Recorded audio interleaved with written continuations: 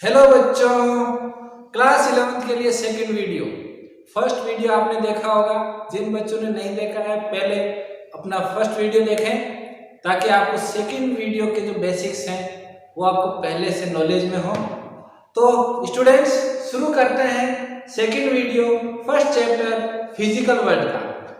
तो स्टूडेंट्स शुरू करें। इससे पहले मेरी आपसे रिक्वेस्ट है कि आप लोग क्या करेंगे, कॉपी और पेन अपने सामने रखें। आदत नहीं है ना, आदत डाल लें। कॉपी और पेन अपने सामने रखें, नोट्स आपके साथ बनाएं ताकि आप लोग बेटर लर्निंग कर सके, बेटर से बेटर लर्निंग आपकी हो सके। ओके स्टूडेंट्स, एक बात और कह दूं, चैनल को सब्सक्राइब कर लें, वेट नहीं करना पड़े आप लोगों को, सबसे पहले आपके मोबाइल में आ जाए मेरे वीडियोस। अच्छा, सब्सक्राइब कर दिया? ठीक है, शुरू करें। अच्छा, आज बच्चों हम पढ़ने वाले हैं फंडामेंटल फोर्सेस।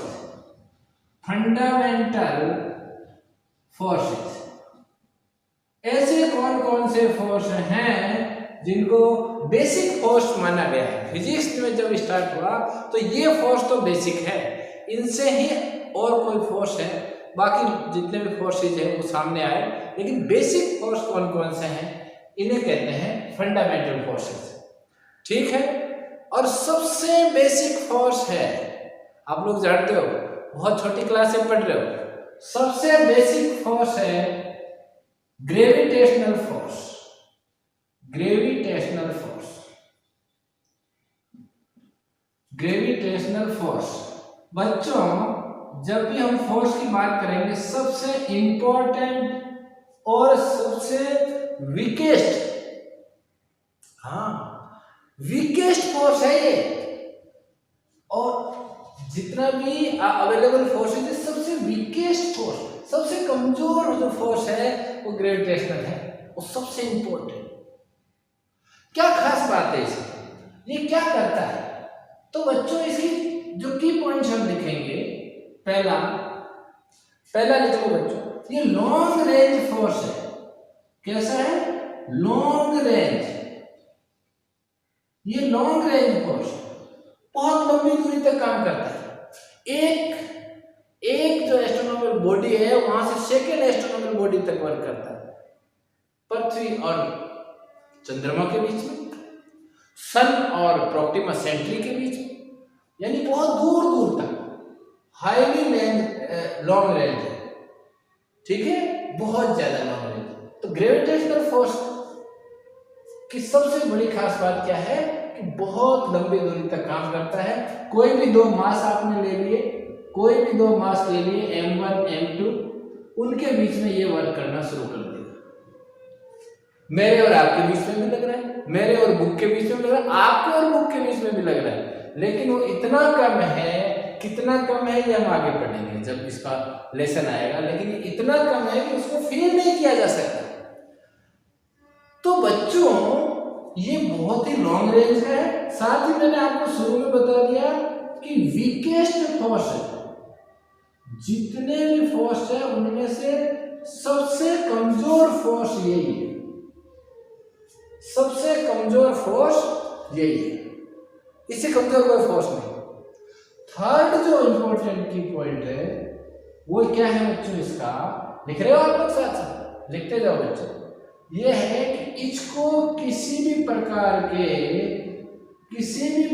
के मीडियम की आवश्यकता नहीं है। It don't required any medium. Medium है तो भी ठीक, नहीं है तो भी ठीक है, विदाउट एनी मीडियम भी ये काम करता है, कोई मीडियम की आवश्यकता नहीं।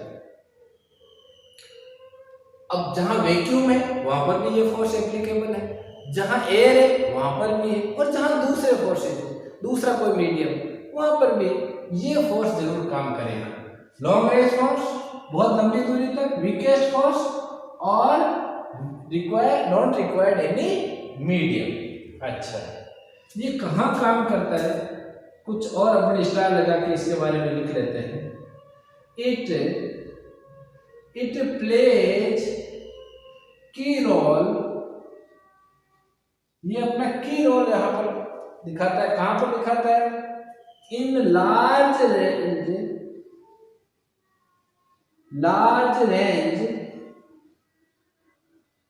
इवेंट्स, लंबी लंबी दूरी पर जो इवेंट्स होती है, मान लो सन में ब्लास्ट हुआ या कुछ और ऐसी घटना, एस्ट्रोनॉमिकल घटना हुई, तो उसके अंदर इसका रोल होता है बहुत लंबी दूरी तक। जैसे एग्जांपल के तौर पे अपन दें, लाइक फॉर्मेशन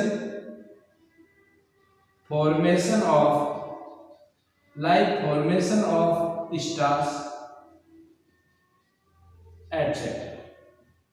मान लो किसी स्टार का बनना है, फॉर्म हो रहा है, तो वहां पर कौन सा फोर्स काम करेगा? Gravitational force. ठीक है ना। एक चीज और है, इट वर्क्स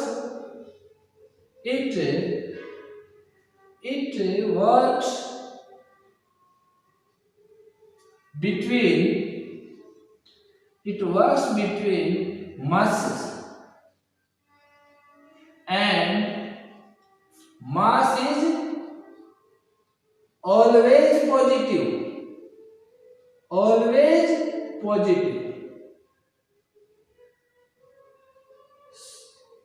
मास हमेशा पॉजिटिव होता है, कभी 0 से कम नहीं हो सकता। कभी सुना आपने उसका -3 kg मास है? बिल्कुल नहीं। या तो 0 होगा तो कोई चीज ही नहीं होगी, कोई चीज होगी। If any body exists, then it has mass. Without mass there is no body.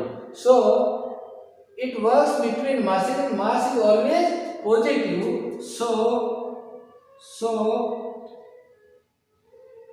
this force is always exists.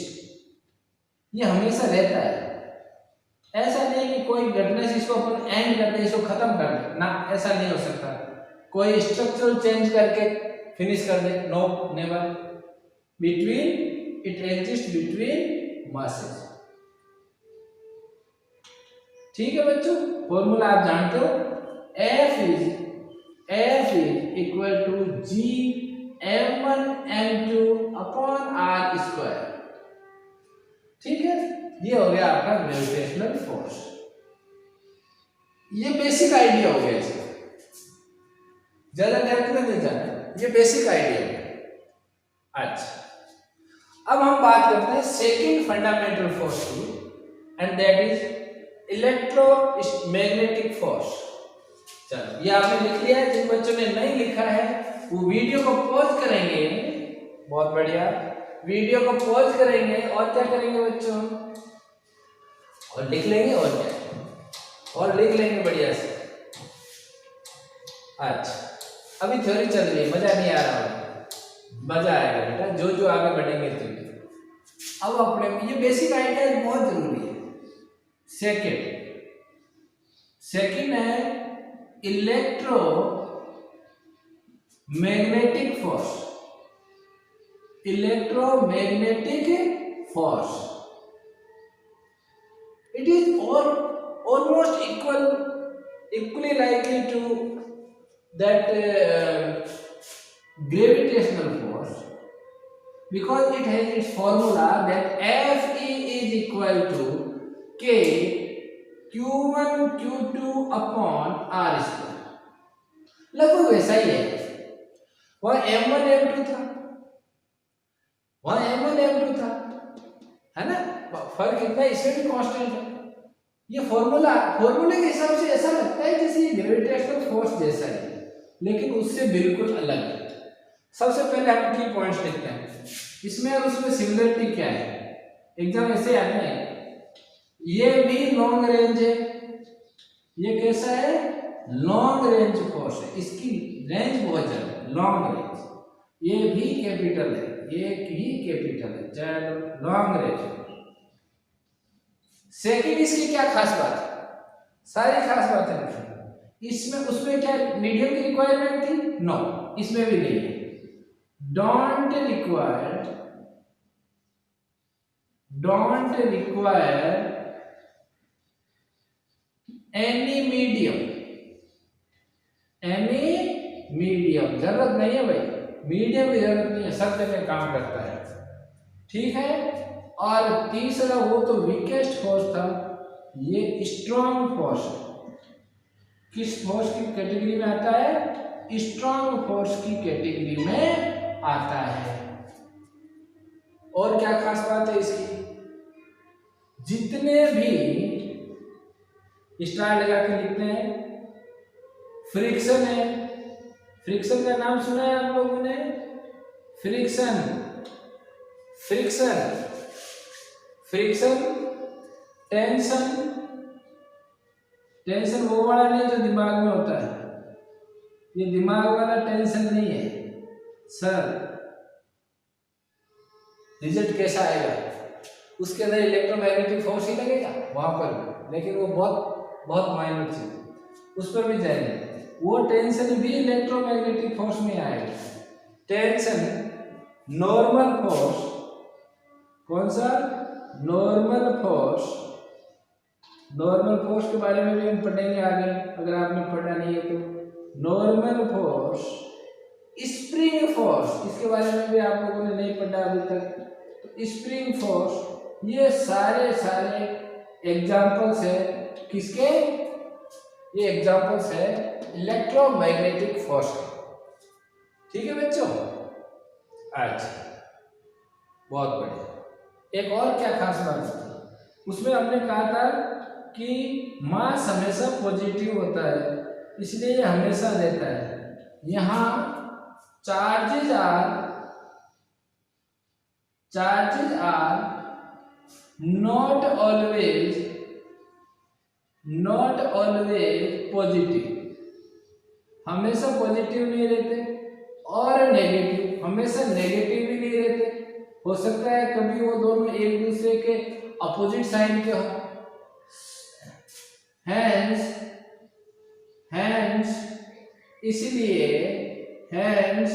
इसलिए क्या होगा बच्चों? इसलिए जो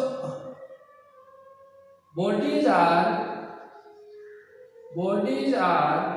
या मैं कह दूं कि नेचुरल बॉडी, पूरा लिखो,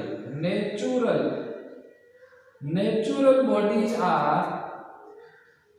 आर न्यूट्रल, ज्यादातर न्यूट्रल होते हैं क्योंकि इक्वल एंड अपोजिट चार्जेस होते हैं इनमें, जितने इलेक्ट्रॉन उतने प्रोटॉन, तो उनके बीच में फोर्स नहीं लगता, ये इलेक्ट्रोमैग्नेटिक। ठीक है, तो इसको मतलब खत्म भी किया जा सकता है। ऐसी कन्फिग्रेशन हम कर दें तो ये फिनिश भी हो जाता है, लेकिन ग्रेविटेशनल फोर्स को फिनिश नहीं किया जा सकता। अच्छा, तो बच्चों ये बात हो गई आपके इलेक्ट्रोमैग्नेटिक फोर्स की। अब बात करते हैं अपन स्ट्रॉन्ग न्यूक्लियर फोर्स। चार फोर्स है, उनको हम आज पढ़ने वाले हैं। चारों फोर्सेस की मोटी मोटी चीजें अपन पढ़ेंगे, आपको आइडिया हो जाएगा कौन सा फोर्स कहाँ काम करता है। ग्रेविटेशनल मासेस के बीच में काम करता है, इलेक्ट्रोमैग्नेटिक फोर्स चार्जेस के बीच में काम करता है। तीसरा जो है वो है, तीसरा क्या है? Strong nuclear force. Strong nuclear force, अच्छा, स्ट्रॉन्ग न्यूक्लियर फोर्स। की पॉइंट लिख लो पहले, ताकि क्या है कि मोटा मोटा आपको समझ में आ जाए कि किस फोर्स की कैसे की बात कर रहे हैं। सबसे पहले तो ये है कि स्ट्रॉन्गेस्ट फोर्स, इससे ज्यादा स्ट्रॉन्ग फोर्स नहीं कोई, स्ट्रॉन्गेस्ट फोर्स। अच्छा, कैसा है? Strongest force. अब देखो बी, सेकेंड इसकी जो की पॉइंट है वो है very short range force. Very short range force, बहुत ही छोटी रेंज का फोर्स है। 10⁻⁻15 मीटर पे लगता है। अब आप सोच लो 10⁻⁻15 मीटर, 10⁻⁻2 मीटर तो 1 सेंटीमीटर होता है। अब सोच लो -3 होगा, वो क्या होगा? मिलीमीटर होगा। -15 यानी बहुत ही छोटी रेंज में जो फोर्स लगता है ये कैसे लगता है? न्यूट्रॉन फोर्स जो लगेगा दो न्यूट्रॉन के बीच में, या जो फोर्स लगेगा दो प्रोटॉन के बीच में, या जो फोर्स लगेगा एक न्यूट्रॉन और एक प्रोटॉन के बीच में, क्योंकि न्यूक्लियस के अंदर लगेगा। तो न्यूक्लियस के अंदर लगेगा तो ये चाहे इसके बीच में लगे, चाहे इसके बीच में लगे, चाहे इसके बीच में लगे, इक्वल। ये फोर्स हमेशा इक्वल लगता है, ये इसकी खास बात है।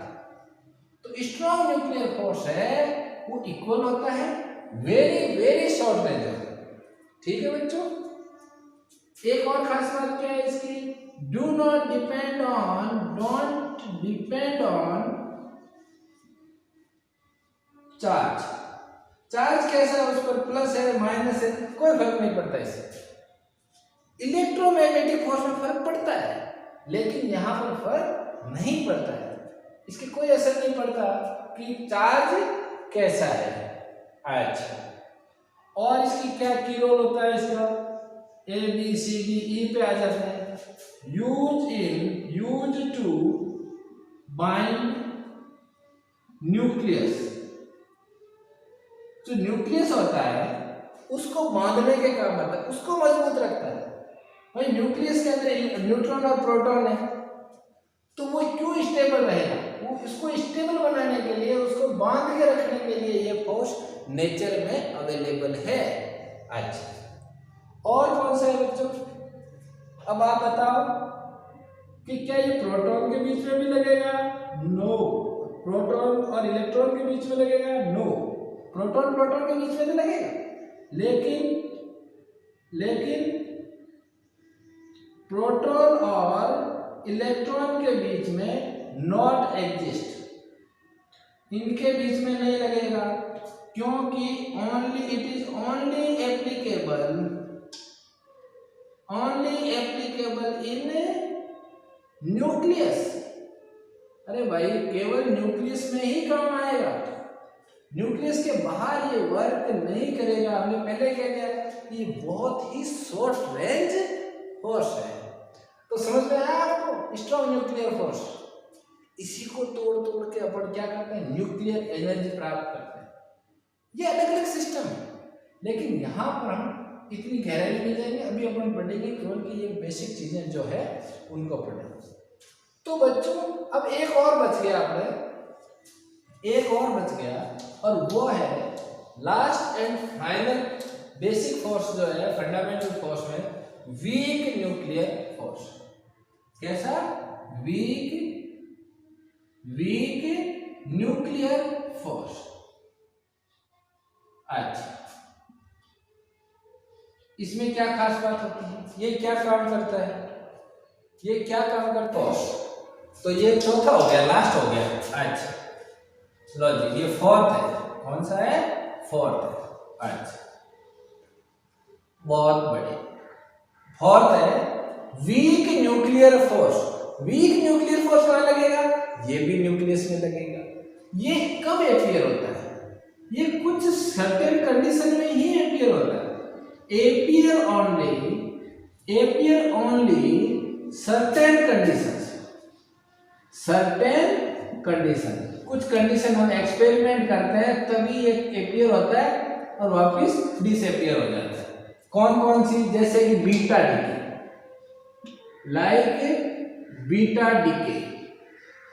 डीके जब होता है, कैसे होता है, क्या होता है, ये बहुत बाद में पढ़ेंगे। अभी आपको ये देखना है कि ये कब अपीयर होता है, और ये कब अपीयर होता है? जो बीटा डीके जैसी कंडीशन है। की पॉइंट्स लिखे, अपना पढ़ने का तरीका फिक्स होना चाहिए। की पॉइंट्स लिखो।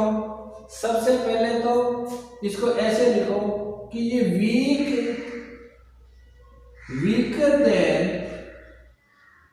weaker than strong nuclear force। भाई हमने कह दिया कि ये तो स्ट्रॉन्गेस्ट है, तो इससे तो ये वीक ही होगा, है ना? तो ये उससे तो वीकर होता है, लेकिन बट स्ट्रॉन्गर देन, हाँ मजा आ रहा है पढ़ने में, स्ट्रॉन्गर देन ग्रेविटेशनल फोर्स। तो बच्चों, ये ग्रेविटेशनल फोर्स है ग्रेविटेशनल फोर्स है उससे स्ट्रांग होता है, इतना भी वीक नहीं होता है ना। वो आपने कहानी सुनी है कि वो एक बच्चे ने पड़ोसी के घर पे पत्थर फेंक दिया, तो पड़ोसी लड़ने आ गया, तो कहा जी मेरा बच्चा भोला है, फेंक दिया होगा, तो क्या फिर आपने घर पे तो नहीं फेंका? का इतना भी भोला नहीं है, इतना भी भोला नहीं है, तो ये वीक तो है लेकिन इतना भी वीक नहीं है कि ग्रेविटेशनल फोर्स से कमजोर हो जाए। समझ गया ना? हाँ, इतना भी भोला नहीं है भाई। बी। सेकंड क्या है बच्चों? सेकंड हम देख रहे थे, ये इसके अंदर क्या है, ये इलेक्ट्रोमैग्नेटिक फोर्स है उससे वीक है। किससे वीक है? Electro weaker then electromagnetic force. ठीक है। और अदर प्रॉपर्टी जो इसकी है, ये क्या है? It is a nuclear force. It is a nuclear force, मतलब सारी की सारी प्रॉपर्टी वो की वही है जो कि स्ट्रॉन्ग न्यूक्लियर फोर्स में थी, है ना। जैसे शॉर्ट रेंज बहुत शॉर्ट है ना। मीडियम का मतलब ही नहीं है, वहां कौन सा मीडियम होगा, वहां तो वैसे ही बहुत कंजेस्टेड हो रखा है। न्यूक्लियस तो बहुत छोटा सा होता है और उसमें मीडियम कहां से आएगा? ठीक है, ठीक है। तो ये तो हो गए बच्चों आपके चारों फंडामेंटल फोर्स। अच्छा, बहुत बढ़िया, आराम से समझते जाओ, सारा हो जाएगा आपका। सिलेबस की टेंशन नहीं लेना, सर ऐसे पढ़ाओगे तो सिलेबस कब होगा? सिलेबस बिल्कुल होगा बच्चों, बहुत आराम से होगा, टेंशन मत, समझ में आना चाहिए। बेसिक चीजें बता रहा हूं, ज्यादा गहराई में नहीं। अब अपन कंपैरिजन करते हैं, comparison of forces. Comparison of forces. तो बच्चों सब दो जो अपने स्टैंडर्ड है वहां पर देखते हैं कि स्ट्रॉन्ग उनके ये कैसे कितने हैं और दूसरा इनकी रेंज क्या है। तो सबसे पहले जो फोर्स ले रहा हूं वो ले रहा हूं strong nuclear force. Strong nuclear force. अच्छा, स्ट्रॉन्ग न्यूक्लियर फोर्स को मैं मान लूं स्ट्रॉन्ग के मामले में 1 है, बाकी वो क्या है अपने ऐसे गिनेंगे इससे कितने टाइम्स वो स्ट्रॉन्ग है। ठीक है। और रेंज क्या है इसकी? बहुत कम, 10⁻⁻, हमने पढ़ा था -15 मीटर, ये इसकी रेंज होगी। उसके बाद अपन कंपेयर करना शुरू करेंगे। तो उसके बाद मैं लेता हूं इलेक्ट्रोमैग्नेटिक फोर्स। कौन सा फोर्स? Electromagnetic force. ये अगर इसको देखें तो ये 10⁻⁻² टाइम्स स्ट्रॉन्ग।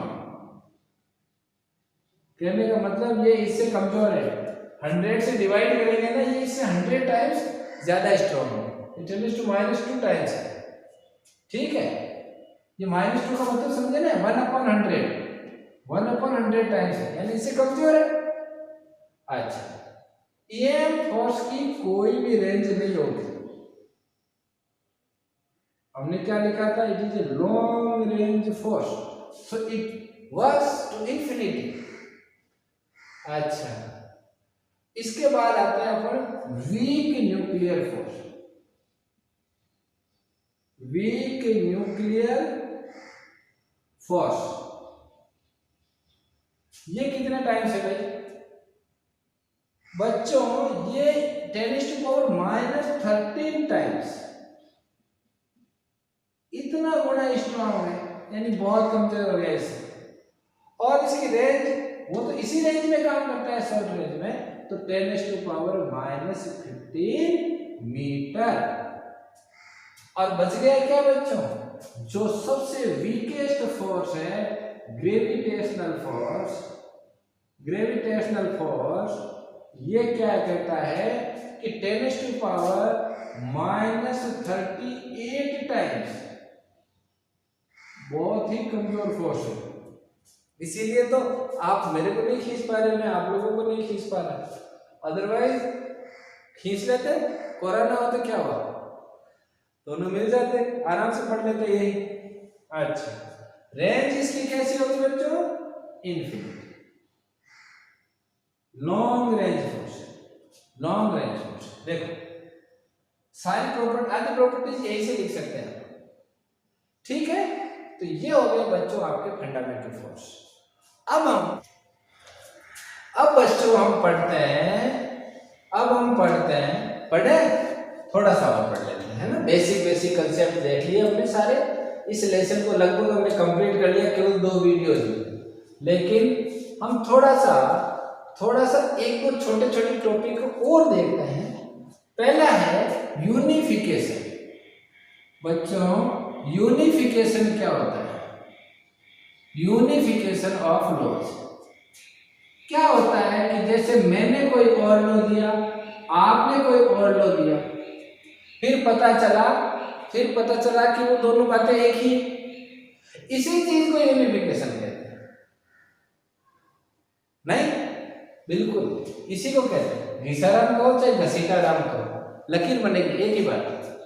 यानी यूनिफिकेशन जो है उसका मतलब है कि दो अलग अलग प्रिंसिपल्स को ये प्रूव करना कि दोनों एक ही प्रिंसिपल पर बेस्ड है, अलग अलग नहीं है, दोनों के बात कहने का ढंग अलग है, बाकी वो चीज एक ही है और एक ही प्रिंसिपल सब जगह वर्क कर रहा है। ये कोशिश कब हुई इसके बारे में मैं आपको बता दूं। जैसे आइजैक न्यूटन है, आइजैक न्यूटन जो है, एग्जाम में शायद नहीं आता है इस तरह का सवाल। आइजैक न्यूटन जो है उसने क्या किया बच्चों, 1687 1687 में उसने क्या किया, उसने जो सेलेस्टियल लॉ था उसको टेरेस्ट्रियल मैकेनिज्म के साथ जोड़ दिया। सेलेस्टियल आपका क्वेश्चन ये क्या है, सेलेस्टियल जो लॉ था, अरे बच्चों इसको फिर से लिखता हूं बहुत सुंदर सा, सेलेस्टियल जो लॉ था उसको किसके साथ जोड़ दिया, किसके साथ जोड़ दिया,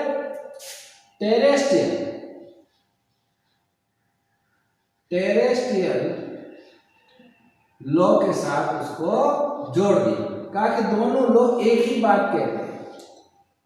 ये कौन से लॉ है, कितनी गहराई में जाएंगे उतना, इसी तरह के बहुत सारे एग्जांपल्स हैं। जैसे इलेक्ट्रिक फील्ड और मैग्नेटिक फील्ड का कंसेप्ट पहले अलग अलग था, बाद में पता चला कि दोनों एक ही बात कह रहे हैं और दोनों को मर्ज कर दिया गया और उसको इलेक्ट्रोमैग्नेटिक कहा जाने लगा। कहने का मतलब ये है कि आपको मैंने केवल एक एग्जाम्पल दिया, बहुत सारे एग्जाम्पल्स इस तरह के हैं। Unification means try to unify और summarise, try to summarize as a unique law to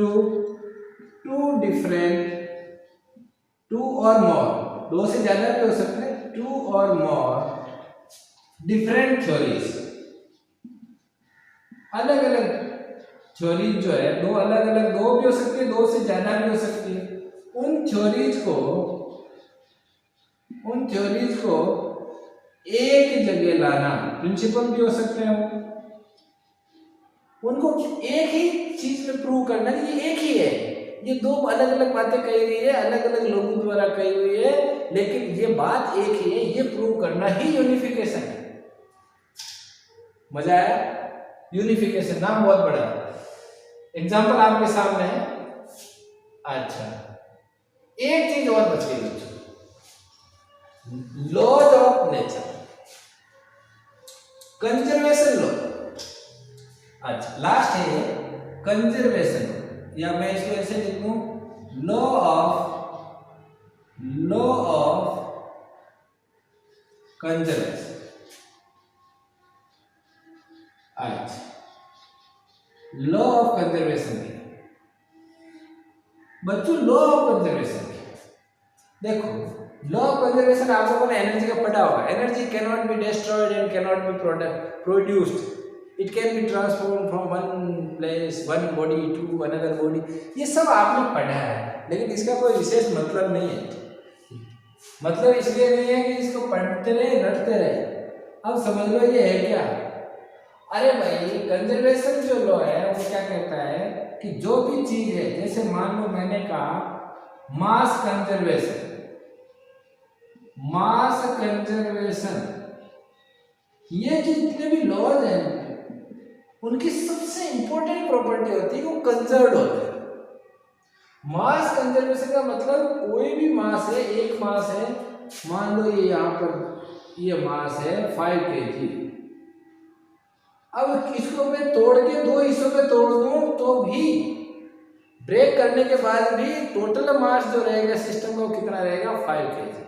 अगर मैंने इसको एक से दूसरे में बदल भी दिया, एनर्जी में बदल दिया, तो भी वहां पर E is equal to mc² के रूप में ये मास रहेगा। समझ गए आप लोग? ये मास हमेशा कंजर्व रहेगा। दूसरा, ये सबसे इंपॉर्टेंट और सबसे इजी ये समझने। दूसरा है ग्रेविटेशनल लॉ। ग्रेविटेशनल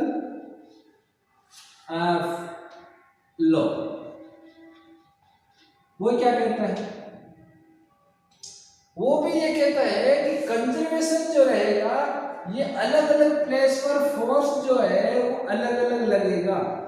ऐसा नहीं है कि एक जगह यहाँ पर जितना ग्रेविटेशनल जो एक्सीलरेशन है उतना ही वहां दूसरी जगह में है ना। और ये किस पे डिपेंड करता है? इसका फॉर्मूला क्या बच्चों? अभी मैंने शुरुआत में बताया था Gm1m2/r²। It is different from place to place due to this one r, and it depends on the masses of the body. So it is not universal everywhere. It is different from place to place and mass to mass. ऐसा नहीं यहाँ पर मान लो 20 Newton लग रहा है तो हर जगह 20 ही लगेगा, नहीं। ये कंजर्वेशन पे डिपेंड करता है, हर जगह अलग अलग है। ये इस पे डिपेंड करता है, मास के हिसाब से कंजर्व रहता है, उतना का उतना ही रहता है जितना उन मास के हिसाब से लगना चाहिए। ठीक है। और तीसरा और ये लास्ट जो आपका लॉ है जिसको मैं कह देता हूं conservation of energy. Conservation of energy, energy उतनी की उतनी रहती है जितनी सिस्टम में है। ठीक है। Can not be destroyed, can not B produce, जितनी है उतनी ही रहेगी। एनर्जी कभी लॉस नहीं होगी। It can be transform from one body to another body. एक बॉडी में मान लो यहाँ पर 5 जूल है, इस सेकेंड बॉडी में 2 जूल है, तो इस सिस्टम में कितनी होगी बच्चों? 7 जूल। अब मैं इसको डिब्बे को हिला के इसकी एनर्जी ट्रांसफर कर दी और मान लो यहाँ पर अब ये दोनों के अंदर एनर्जी इसके ऊपर 4 जूल है, तो बताओ यहाँ कितनी होगी? एनर्जी उतनी रहेगी, एनर्जी उतनी रहेगी। यहाँ पर कितनी आ जाएगी? 3 joule, because the total energy will remain constant. तो ये लॉ ऑफ कंजर्वेशन। ठीक है बच्चों, ये आपका लेसन लगभग कंप्लीट हो गया है। अब नया चैप्टर शुरू करेंगे जिसका नाम है यूनिट एंड मेजरमेंट। इस लेसन में जो फर्स्ट लेसन है इसको बहुत डीपली स्टडी नहीं करना है। इसकी जितनी भी टेबल्स हैं उनको आप पढ़िए, रटने की कोशिश मत करो, बल्कि उनको अप्लाई करने की कोशिश करो। जितने भी क्वेश्चन है उसमें अप्लाई करो।